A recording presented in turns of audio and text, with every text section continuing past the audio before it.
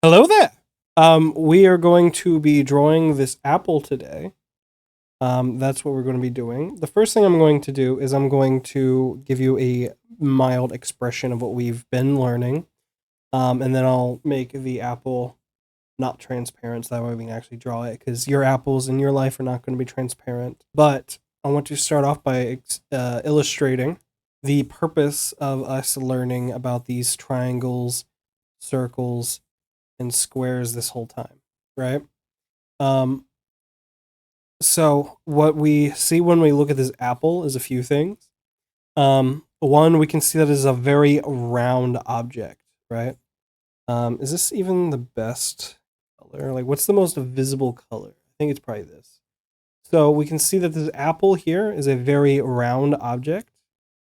It is very round, which is why we were practicing our arcs and our circles to make sure we could draw this roundness.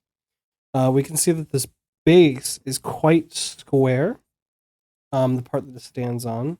You can even see that there's a bit of a circle, like an ellipse up here, which is another instance where we need to draw that. This stick you could describe as a square, or you could describe it as a triangle. That's where style comes in.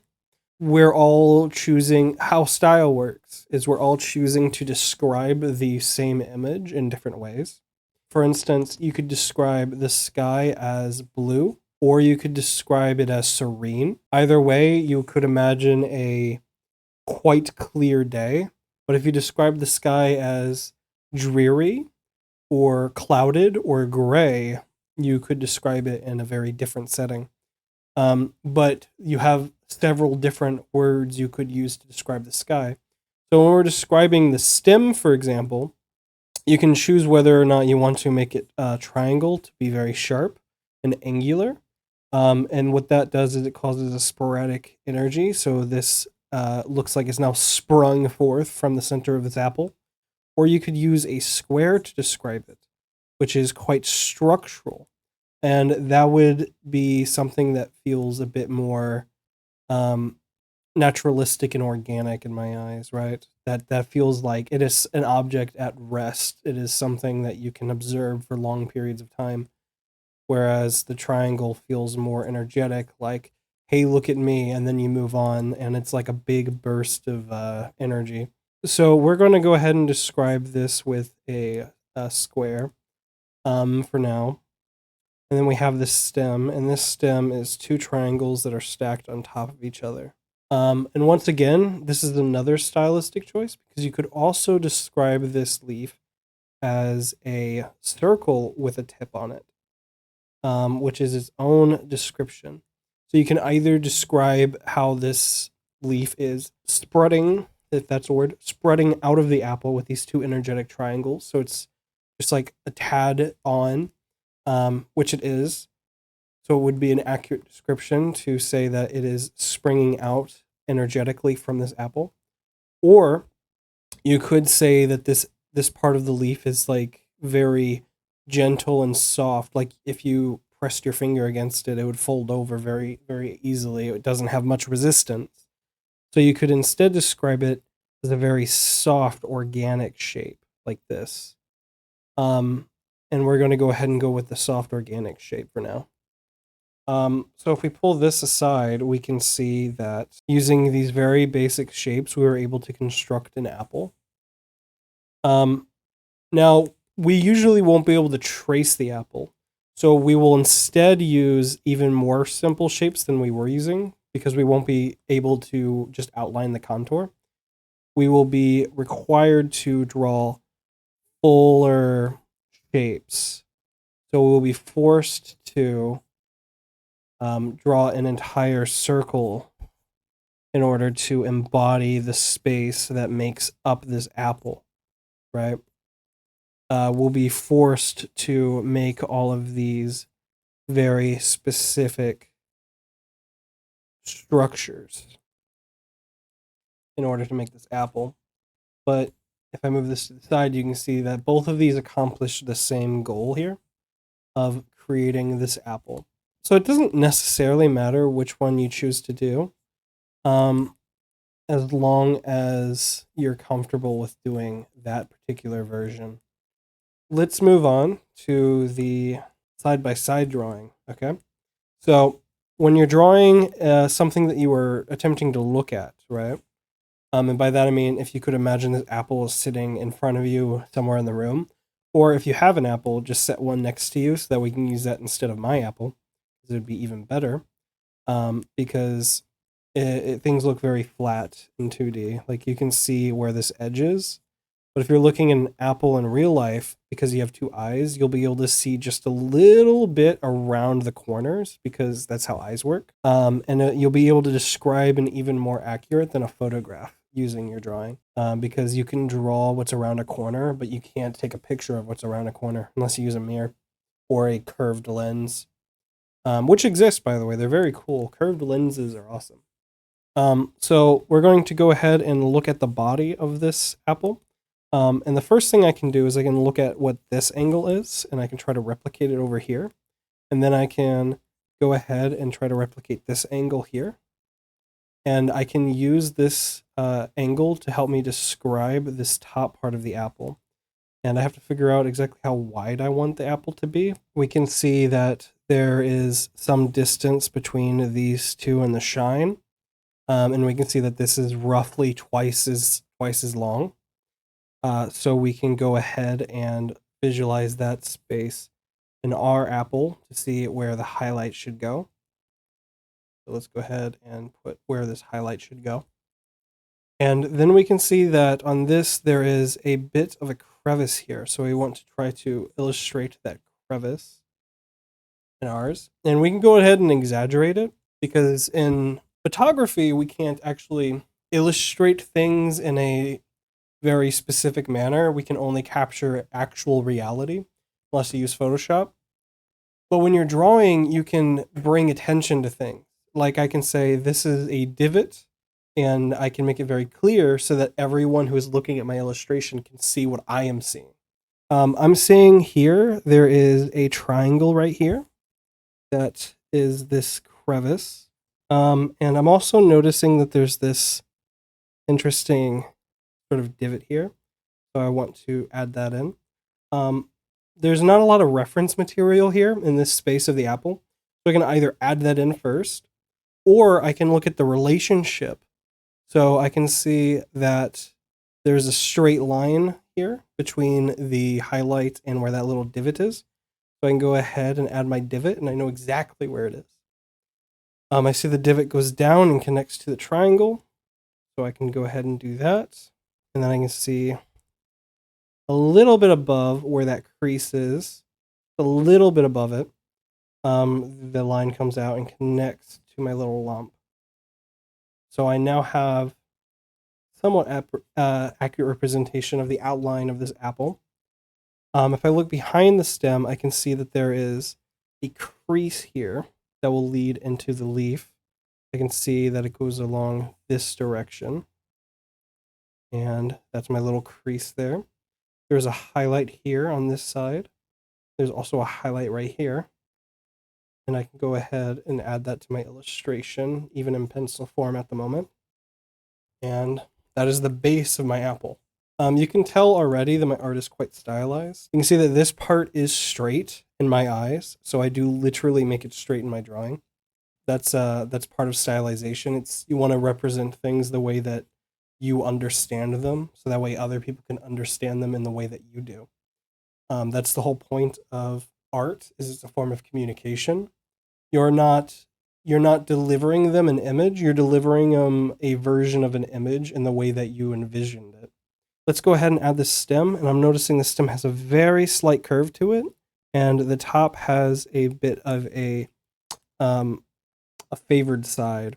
Not sure if there's a better word for that or not, but you can see that it's quite lumpy on this side, and then it's quite square the rest of the way down. And then the stem comes out almost parallel, and then it explodes out into this very round leaf, like this. And I'm noticing that my leaf does seem a bit long, and I can go ahead and see if I can figure out a good way to figure out how long it should be. So this distance and this distance seem rather relative. So I think my leaf should be around here-ish. And I can go ahead and get out my trusty eraser. All right. And that is the basics to my apple. I can see that there's another shine here. That starts somewhere around here with a little dimple in the apple itself. I'm also noticing that the shading here, there is a bit of a corner here that seems to be coming from this little nook that I illustrated earlier. So if we add a little gap down here, we can see that this nook goes up here, and then there is quite strong angle here that is dividing these shapes. This shape here, quite dark. Everything in here is quite dark, but it's a little dark right here. And we can go ahead and get our blending tool. We want to make this look a little bit nicer.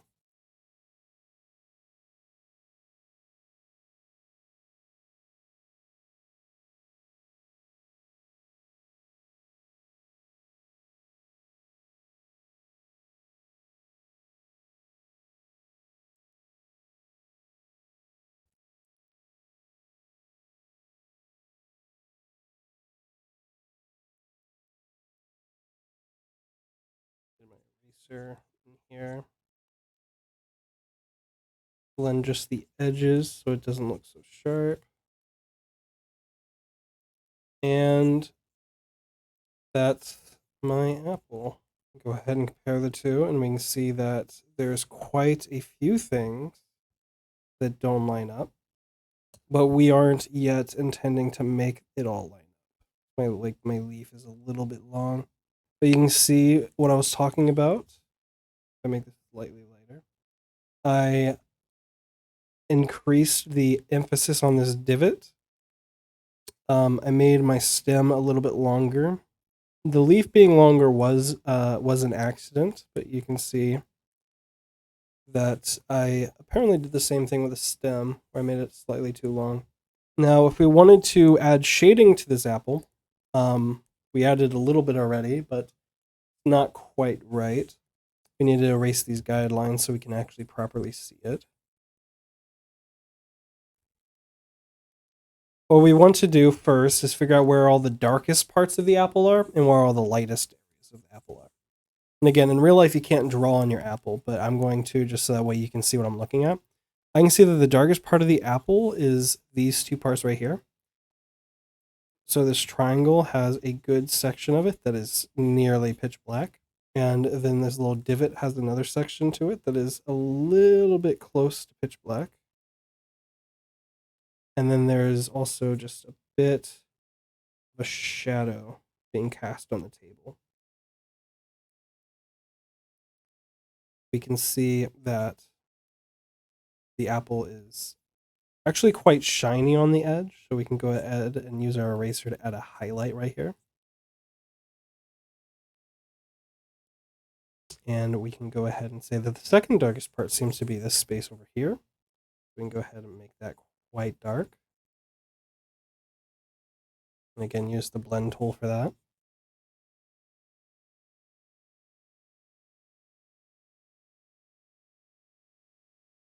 We want to maintain this edge that we've already defined.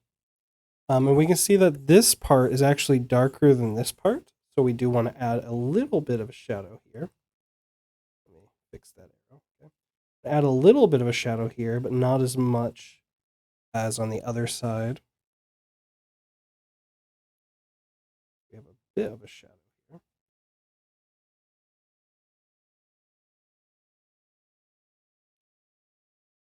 We can also, once again, with our eraser, keep in mind where we think the highlights go. We can see that there's a bit of a highlight here. We can see that there's a bit of a highlight here on this nook. And just a smudge here.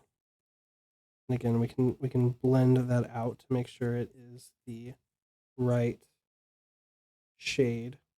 All right. Looks like this is very red, but it is also a bit darker than this bottom fourth section. We go ahead and put that there.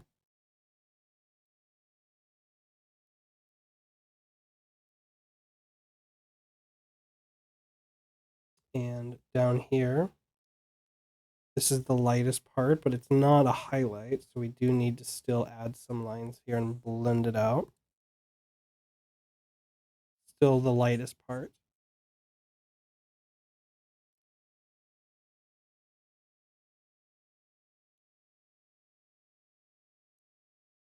And we can see that there's a bit of a dark spot here, which defines this form, which is useful because we need to start defining this form a little bit. And we are just very slowly, one by one, going through each and every section. Like if you imagine this is 4 parts of an apple, you can divide mine into those same 4 parts. And we're trying to make them match relatively. So we can see this is quite dark here, and mine is a little bit on the light side, at least at this spot right here. So we can go ahead and add a little bit more color here. Make it a little bit darker. And we can kind of do the same thing for everything throughout the entire apple. Again, you can't actually draw on real apples, so let's erase that. So we got this highlight back here that I'm seeing, and there is this section behind the leaf that I can see is pretty dark. Let's go ahead and add that in. Blur it out. And go back in with the eraser to make sure we have this sharp highlight, which we've already somewhat defined before.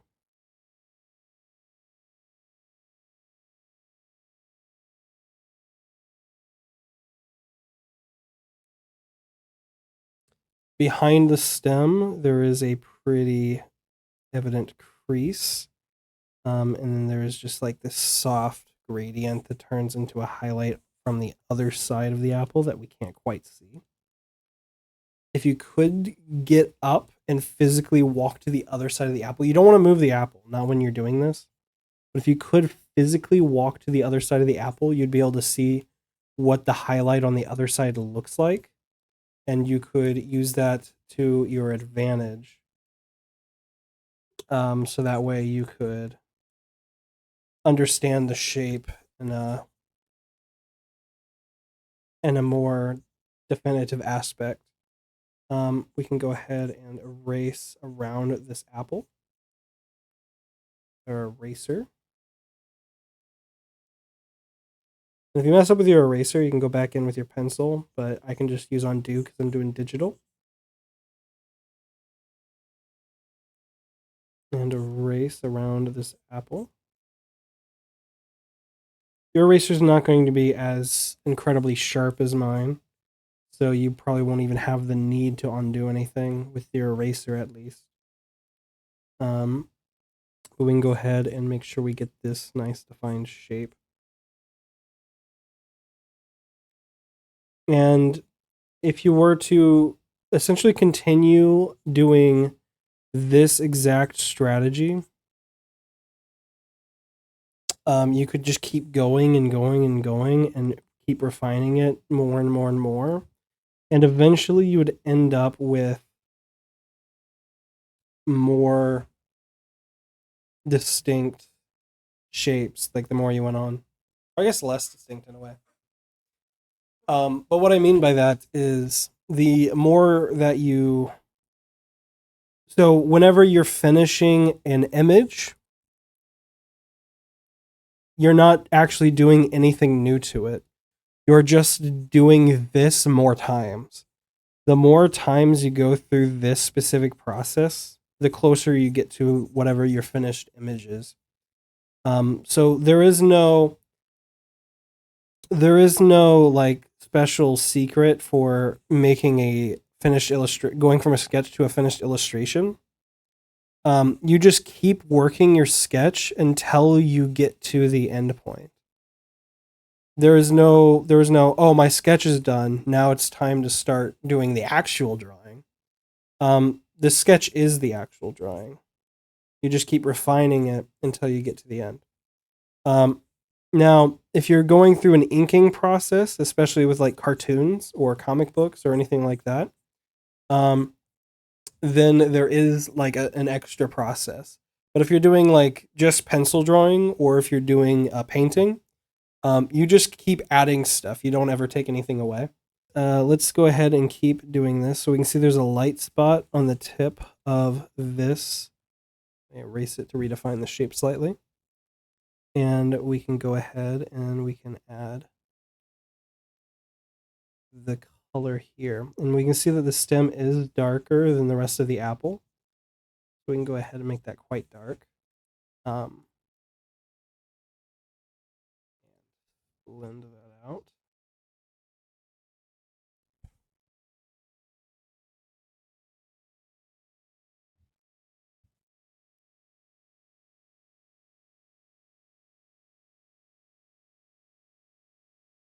There we go.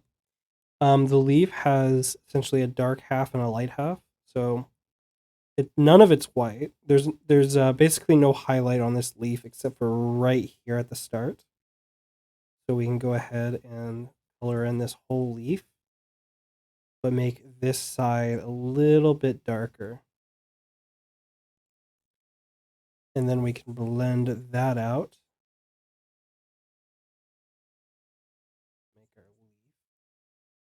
And there is a texture on this leaf. We can go ahead and add some of that texture. The texture is actually white. You could add the texture before you do the shading and then just carefully shade around it. You could make the stems dark, which is what I'm choosing to do. Or you could erase out the parts where you wanted that texture if you had a thin enough eraser. There's a few strategies to do that. You'd really require like a very large canvas or paper in order to make something like that look right. We can go ahead and add blur tool. And the stem of the leaf is quite dark. Go ahead and do that. And then we can look for subtle highlights, very subtle like rim lights. So you can see right here, the little rim light on the leaf. We can see that there is a smudge of a rim light we can add. The stem doesn't look like it has one, so we can ignore that. Again, there's a little bit of highlight on these little nubules. Nubule. And there we go. Now, if you wanted to, you could fully just get rid of the outlines here. I'm not a realistic painter, obviously. I draw cartoons, so I actually like there being some visible lines in my drawings. But if you were to take this to like a completely full finished illustration, you would eventually remove those. And you would remove them through the same process that we're doing right now. Another method of removing them, if you don't want to just slowly over time change their value by adding and removing from them or blurring them away, right? Like this, blur them away, and then erase the parts you don't need. If you didn't want to do it that way, alternatively, we'll do it to this side over here. If there was a background, you could also add that background element to the drawing. And you could use that to form this edge as well. So this is not a shadow. This is like whatever is behind the apple, right? That's what that is.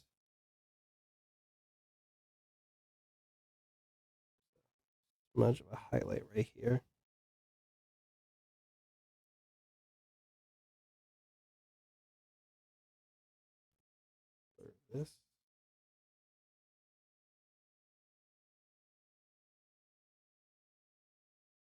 and you want to make sure this is well defined. Even if it's not well defined in your reference, for example, you still want to make it well defined. You want to, again, let the viewer see what you see, not what is actually there. So, what is actually there might be something that is completely indistinguishable, but because you have the knowledge of the fact that it is distinguished, it is your responsibility as an artist to distinguish it for your viewer, because this is the medium in which you are using to communicate with them. Um, if you choose to ignore perception in favor of realism, then you are doing a disservice to your audience because they are unable to perceive it in the manner in which you are. It's more important that the viewer understands what they're looking at than it is for them to be looking at the literal exact representation of the reality that you were at the time you made it. Hopefully that makes sense. I have no clue if that makes sense. I'm gonna be completely honest, but either way, that's how you take something from a reference and you turn it using those very basic shapes and in a smudge tool into a representation of that image.